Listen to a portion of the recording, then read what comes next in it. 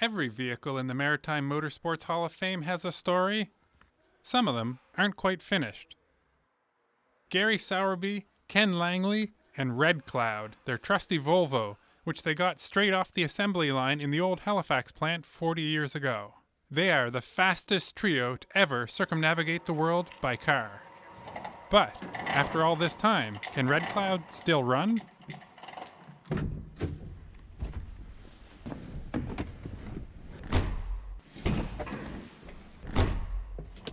Imagine 40 years later, we're still playing with his car.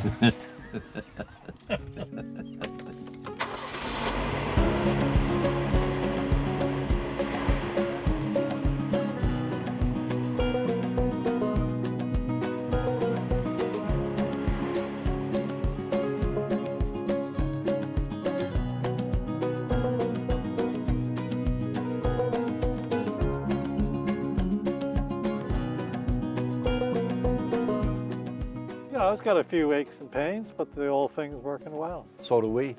Yeah, and so are we. We're doing okay, and so is Red Cloud, considering. The globe-trotting idea started, appropriately enough, on a bleary-eyed road trip from Ottawa to Halifax in 1977. There's nothing to entertain yourself in the car except an 8-track tape and yourself. So we got talking about road trip. Middle of the night. I remember Ken saying, you know, like, what's the greatest road trip there ever could be? After kicking around a few ideas, they realized there was only one. They would race to be the fastest men around the world. They drove taxis to raise money and landed a few major corporate sponsors who bet big that the boys could set a new world record. As they reached the start line at the CN Tower in Toronto, it hit them that there was a lot of money on the line, and not everyone expected them to succeed. I heard the president of Volvo Canada say to his PR man, if this thing f***s up, we'll be driving pogo sticks.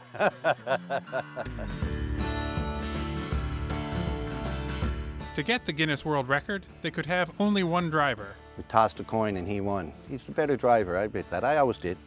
I think one of the things that worked for us was we had a friendship that was pretty deep. I mean, we never, I don't think we've ever been in a fight.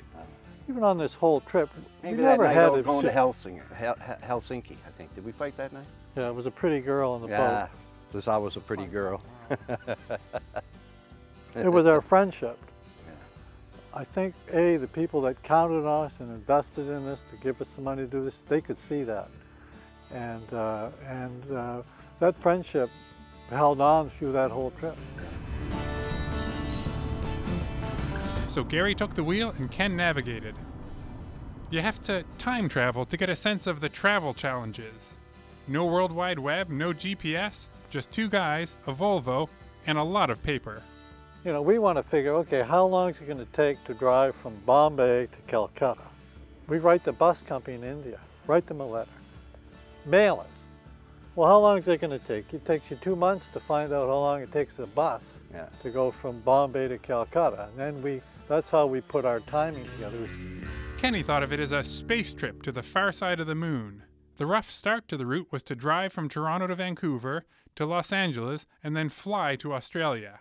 They got a hero's welcome down under and soon found themselves roaring across the outback. Massive trucks with 4 or 5 trailers blasted past them. And one day we were coming along and we looked up, here's a helicopter slinging a cow to another pasture. Remember? Yeah. That's how they do things in Australia. I mean, it's huge. It's notoriously difficult to drive out of Australia, so they booked the Volvo as excess baggage on a flight to India. I remember waking you up and I could tell we were getting low. You could see all these yellow flickering lights down there.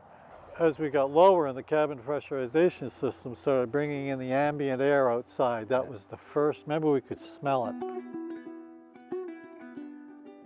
India was another world. Cows, rickshaws, and chickens shared the street with millions of people and vehicles. At each stop, they had to get their logbook signed as proof. They planned to drive across the Middle East, but Saddam Hussein wrecked that when his Iraq invaded Iran. We knew that war was festering. Yeah. Like we couldn't go up north of Afghanistan into the Soviet Union. They weren't letting anyone in there. The race was in jeopardy. How on earth were they going to get their Volvo through the war zone? After some frantic phone calling, they booked private passage on a cargo plane that was daring enough to fly over the war. Just the pilots, the boys from the Maritimes, and of course, Red Cloud. Garry, a former pilot, watched Saudi Arabia and Lebanon fly by. Kenny, rattled by the long days on the road, couldn't stop looking at the emergency door. So I'd start to fall asleep, and then I'd see me drifting down through the sky and the door open. So I was really worried I was going to open it accidentally. So I went up. Sowerby's there. I'm leaning on Sowerby's chair and looking through there, and I said, how you doing? He said, not bad. How are you? I said, you might have to knock me out. I said, what if I in half asleep and I open the door and take us all down, right? You know, what am I going to do? Am I going to tap the captain on the shoulder and say, hey, look, you got a monkey wrench? Ken wants me to club him so he doesn't open that door that you showed us how to work. So we tied him to the seat, and we're breaking out laughing. I didn't hit him. Landing in Athens, the duo expected a relaxing ride across Europe, until they ran into the Eastern Bloc and a communist official who gave them 12 hours to get out of East Germany. They floored it across the country, but then ran into another communist official, and this one wouldn't let them leave. Remember what got us out of there? When we were starting out, my dad leaned in the window and shook my hand. Remember, he gave me a $100 bill. Yeah. So when we get to Germany, that $100 bill got us out. But I think the saddest place we went through was the East Bloc, and the worst there was East Germany. Yeah. No one smiled. You know, you go through India, you expect it to be poor and you expect people to be sad, but the people seemed happy there. But in East Germany, there was fear in everyone's eyes there. But Garry soon became the unhappiest person in the Volvo after that epic marathon from Greece to France. There's no cruise on the car. So this leg, for 65 days, by the time we get to Paris, I'm on that throttle. There's no way to get away from it, right? Then we flew to Houston, Texas. I still hadn't been asleep, so I'd been up for, maybe awake for close to 100 hours. And that's when I thought, this is what happens when people lose their minds. He found a road doctor who helped him conk out. The boys had enough gas in their tanks to drive all the way home and soon found themselves coasting along Nova Scotia's south shore, heading for Halifax. A couple of journalists joined them for the home stretch when the unthinkable happened, for the very first time on the trip. Imagine, we ran out of gas once. I take the blame on that. I think it was between Chester and Halifax. After the homecoming, the boys got back on the road for the short drive to Toronto and back to the finish line.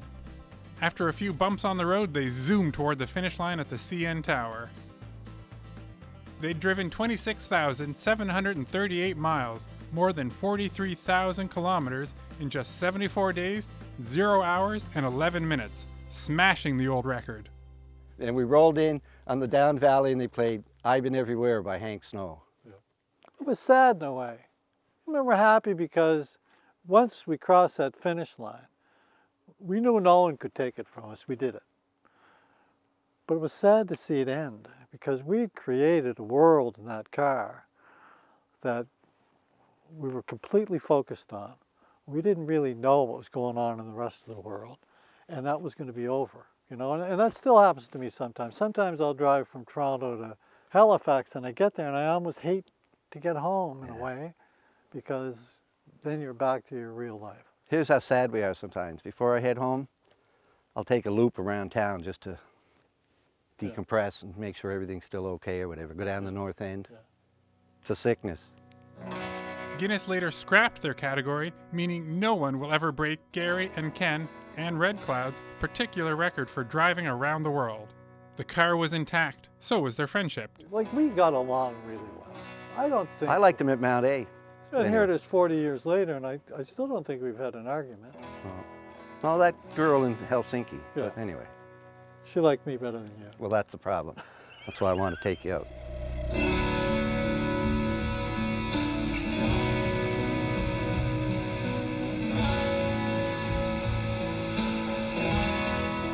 The boys would soon be back on the road, setting a world record from Africa to the Arctic. Even though their world-beating trips are in the rear-view mirror, they don't mind getting on the road again if it means they can ride together once more. Easy fella. Easy, Red Cloud. John Tatry, CBC News, Petitcodiac.